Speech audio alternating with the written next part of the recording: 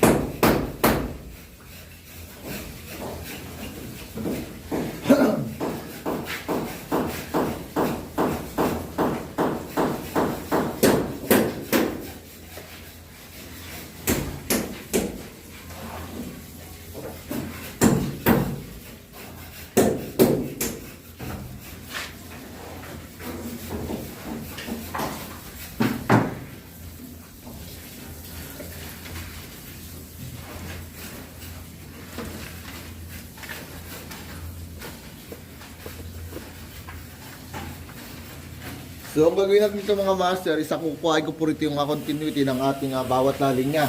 So lahat ng circuit breaker dito, yung ating main, tsaka yung ating branch circuit. So itetest natin, baka kasi mamaya isa shorted. Ngayon ang gagawin lang natin dito, isa gagamit lang po tayo rito ng clamp meter.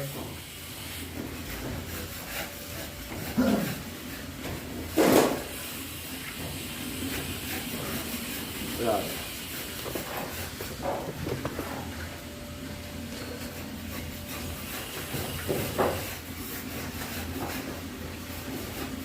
So ito yung clamp meter natin, so re-range lang natin sa continuity. Ito, so mapapansin nyo yung parang buzzer natin dito. Ayan, yun siya re-range.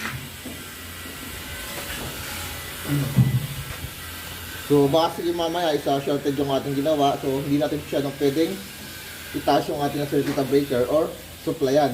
So baka tayong ka-problema. Okay, yung una natin titest dito mga master, yung ating mismong main. So itataas natin yung main dito, taas lahat ng ating circuit breaker. Baka mamaya shorted eh. Okay? So pag shorted ko mga master, dito yung ating clamp meter. Ayan, tumutunog po siya.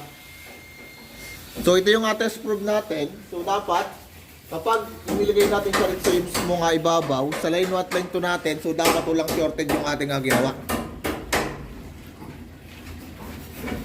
Ayan. So tetest ko muna yung taas natin, yung mismo main. Okay, so good naman, wala siyang na-shorted. And then yung ating task natin, ECU 3. So wala naman, ECU 2. Okay, so spare natin dalawa. Ayan, so makante yan for the future. Then, tetest natin yung kasunod ay yung convenience outlet. Okay, wala, so walang shorted. And then sa ilaw natin, okay, wala. Then next natin sa shower heater. Okay, good. ECU master bedroom.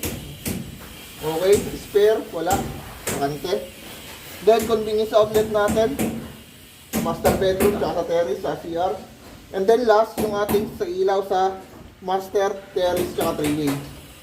Okay, so wala siyang shorted.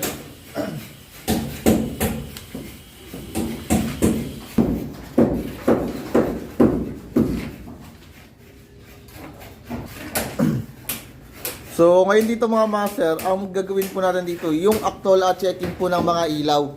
So lahat ng ilaw dito isa-check natin kahit sigurado na tayo na tama, pero mas maigi na i-double check pa rin natin. So ito yung line ng ating ilaw sa mismong bedroom 2 at saka 3, tsaka sa ating hagdanan. So, gagawin natin dito para malaman natin na tama yung ating mga connection sa ilaw. So, yung ating test probe, ito ay iipit natin dito sa mismong circuit breaker. So, luluoran lang natin ito.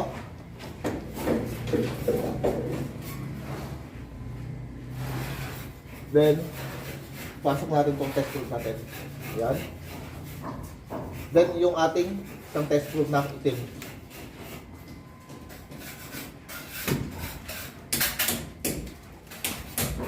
Okay. So, bali, yun ay so, bali, pag-short na tutunog yan. Okay, tumutunog. So, dito sila sa tatap. Okay, so, ipitan lang natin siya.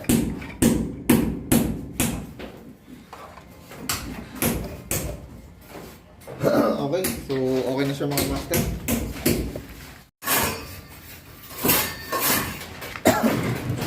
Okay mga master, so bali na itlagay na natin dito yung ating test probe sa mga circuit breaker para sa ating ilaw sa bedroom 2 at bedroom 3 kasama rito yung hagdanan natin. Okay, so ngayon dito tayo sa loob ng kwarto kasi dito nakakuha ng supply yung dalawang kwarto natin dito sa ating circuit breaker. Ayan. So ito yung ating switch mga master. So gagawin muna natin dito ay i-strip natin to. Kailangan natin siyang i-strip.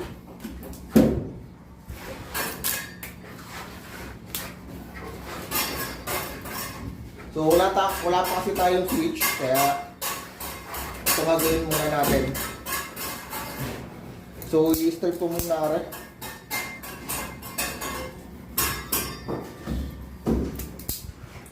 Ayan.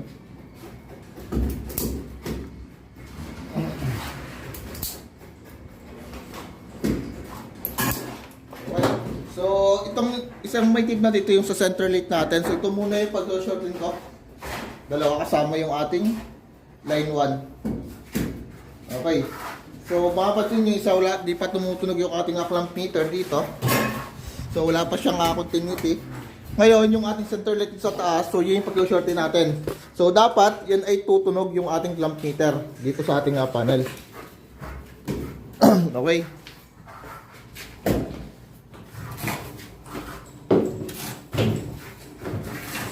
So pag-short ko pare. So medyo maproseso lang yung ating trabaho. Pag-check lahat. So kailangan mga double-check natin talaga. Yan.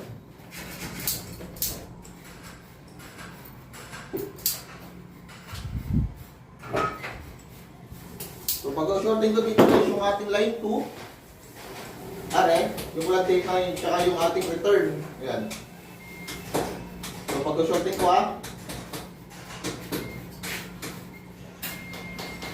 ayan, so kung makikinig isa tumutunog yung ating clamp meter kasi naka-short yung ating linya.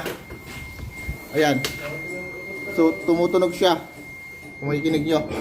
So tanggalin ko na. So kasi okay na yung ating para sa center light. Ayan. So puputulin na natin.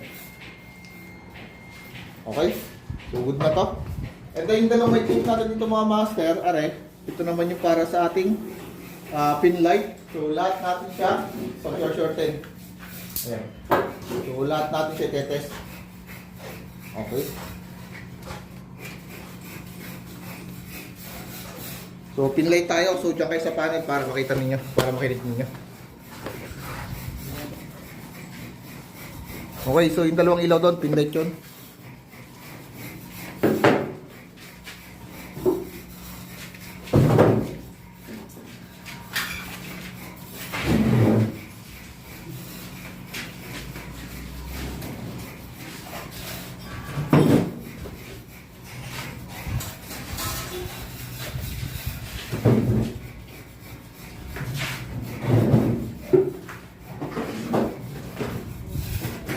Dito tayo sa dulo.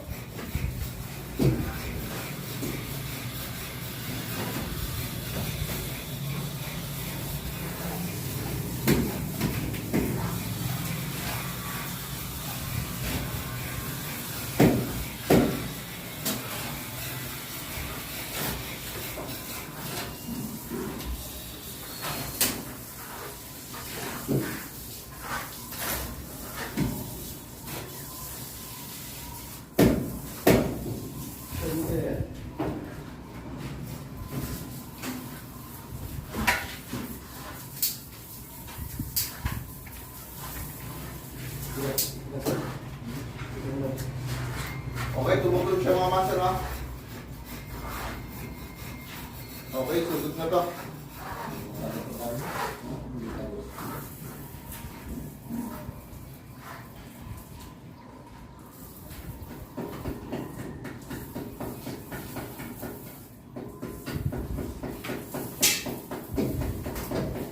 So, iba na natin. Hindi tayo to.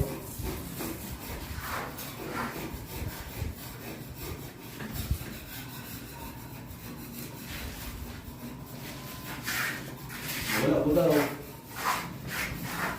O, tayo ka. O, walang po, ano? O, ka. O.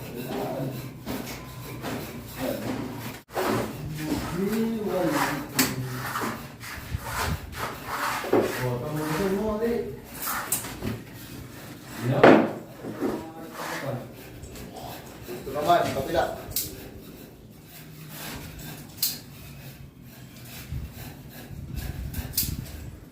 So, pakinggan ninyo. Okay, so tumulog siya. Okay. Tumulog na rin. Yung dalawa rin sa dulo naman. I-check natin. Ayan, yung dalawa naman.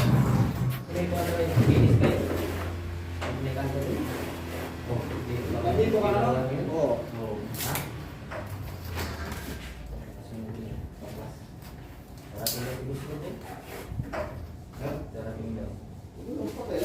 Dumating siya.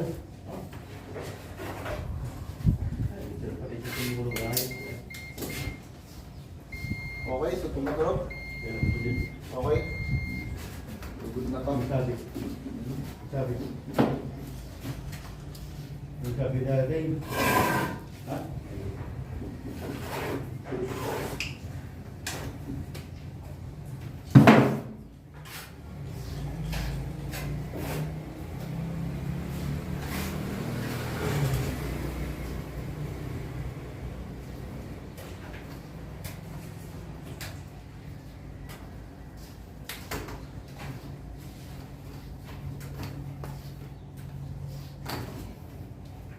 Then, okay, last.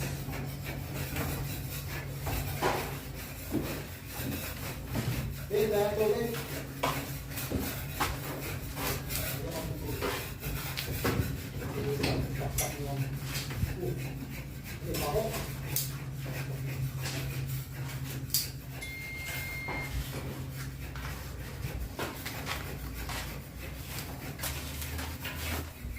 Okay, so tumutunog.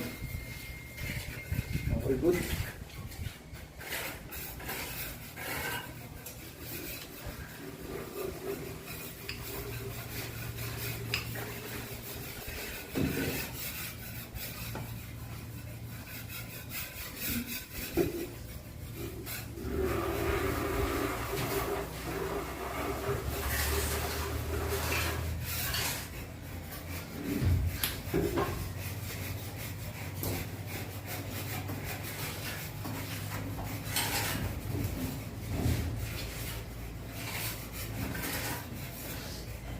So, okay na yung apat na pin light. So, ang last po natin dito mga mas yung para sa ating co-brake na. So, yung sa co-brake ito naman po. So, putulin ko na rin. Then, sa co-brake natin ay yung last pala. So, pinutol pati yung light. Ayan. So, co-brake natin. Okay, so ito yung pag-shorting natin dalawa.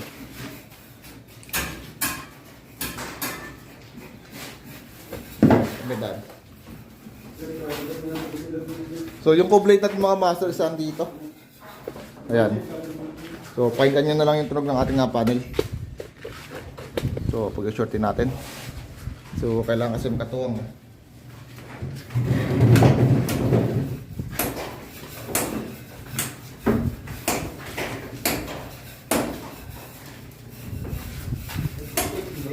Meron. Lahat. Hindi, wala naman po yung pati lang pala siya. Sa may abang, kita meron maglagi-lagi ako ng abang. Kung ganyan, ano, plano na.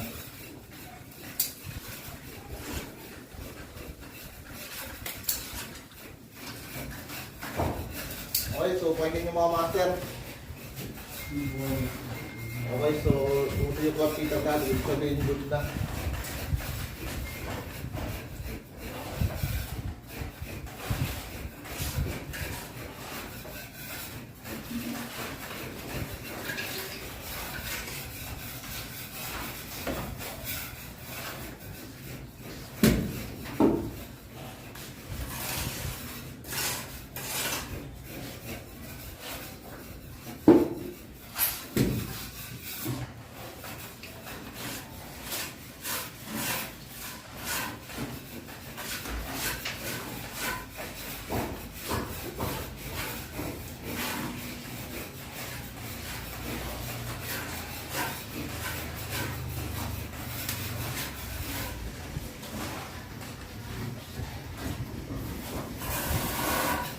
Okay. So, okay na guys yung ating isang kwarto. So, wala tayong problema. Lahat gumagana. So, ano yun lang natin dito. So, pasok natin sa box. So, okay na. Pwede na makapitan ng switch natin. So, tutuloy natin yung wire na hindi siya pantay-pantay. Yan. Yan.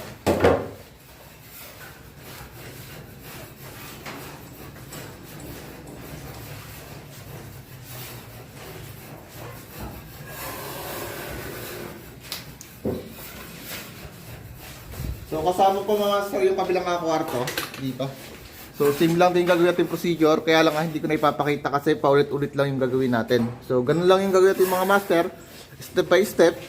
So lagay lang natin dito yung ating clamp, test probe sa ating circuit breaker sa terminal ng line 1 at ating line 2. And then itatapo yung ating switch, then pag-shortin natin para sa ilaw. Ngayon kapag tumunog, ibig sabihin isa good yung ating ginawa. So ganun po yung actual checking ng ating mga ilaw. Okay, so napakaraming ilaw sa taas, so hindi ko na siya isa-isahin.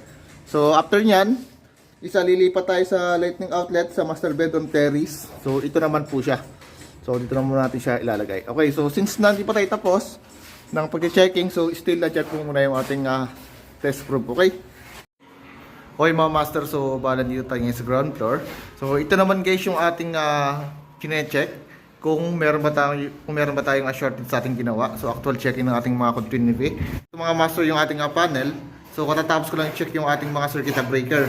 So ito yung para sa ilaw natin na hinati natin circuit breaker para po ron sa ating living area, sa terrace tsaka sa CR natin. And then itong isa, ito naman po yung para sa bedroom 1 natin tsaka sa ating dining. So lahat naman po ng ating linya rito sa ground floor is wala pong shorted. So okay yun na po. And then yung taas naman natin, isa na-check ko na rin kanina, so good na rin. So ito naman yung ating pinaka main fuse box. So okay na rin po, wala po siyang shorted. So bali mga master, so ready for energize na to. So hintayin na lang natin yung Meralco para makabit na po ng entrada itong ating bahay. Okay, so ilang mga master, balik nakita ko lang sa inyo kung paano po mag-actual checking ng ating mga linya rito sa ating ground floor tsaka sa ating second floor. So good na po lahat, so wala na tayong problema. Kahit supply ng kuryente itong ating panel, isa okay po yung ating ginawa. Okay, so maraming salamat po.